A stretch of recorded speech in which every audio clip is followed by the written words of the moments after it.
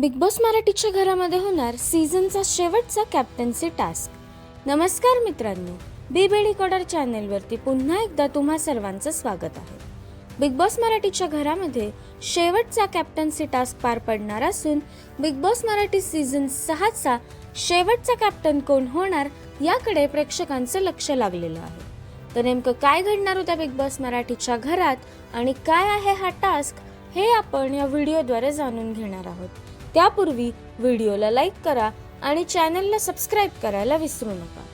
तर समोर आलेल्या प्रोमोनुसार घरामध्ये शेवटचा कॅप्टन्सी टास्क होणार असून सदस्यांना रांगत रांगत हा टास्क पूर्ण करायचा आहे. प्रोमोमध्ये दाखवल्याप्रमाणे घरामध्ये आपल्याला पोते दिसत आहेत.